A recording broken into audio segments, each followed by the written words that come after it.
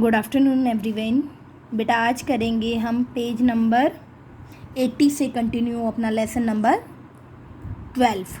ठीक है, कल हमने पढ़ा कि कैसे नवाब साहब जो हैं खीरे की फाकों को बहुत अच्छी तरीके से काटते हैं, सलीके से उस पर नमक मिर्च बुरकते हैं, उसे अपनी नाक के पास लाकर सूंघ कर जो हैं और उसके बाद क्या है उन्हें खिड़की से बाहर फेंकते जाते हैं। सेकंड पहले से हम शुरू करेंगे बेटा। आज नवाब साहब ने खीरे की सब फाकों को खिड़की के बाहर फेंककर तौलिए से हाथ और होठ पोंछ लिए और गर्व से गुलाबी आंखों से हमारी ओर देख लिया, मानो कह रहे हों यह है ख़ानदानी रईसों का तरीका कि जो ख़ानदानी अमीर होते हैं वो खीरे जैसी मामूली वस्तु का शौक़ जो है बिना खाए ही क्या है मतलब केवल उसके सूंघ कर उसके रसा स्वादन से ही अपना पेट भर लेते हैं।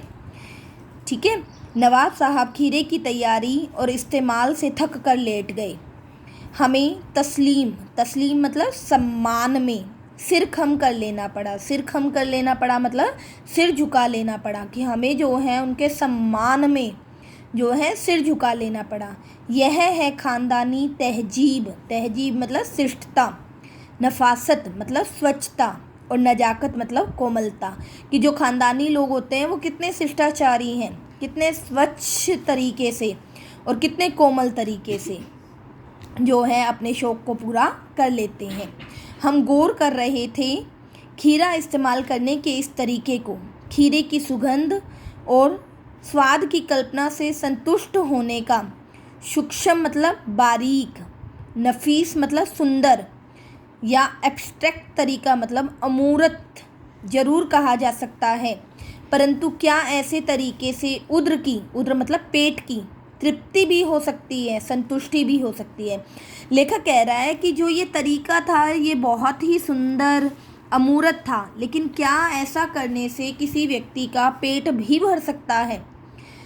तभी नवाब साहब की ओर से भरे पेट के ऊंचे डकार होती है कि जब हमारा पेट भर जाता है तो वायु के माध्यम से जो ध्वनि बाहर निकलती है उसे डकार कहते हैं। तो नवाब साहब ने डकार लेकर ये दिखा दिया कि हाँ मतलब ऐसा करने से मेरा पेट भी भर गया।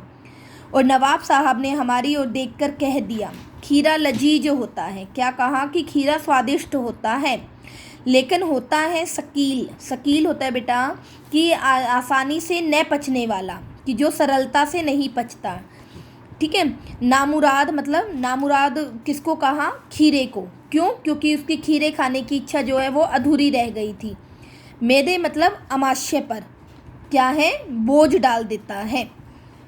ठीक है, ज्ञान चक्षु खुल गए, ज्ञान रूपी आंखें खुल गई, पहचाना ये है नई कहानी के लेखक।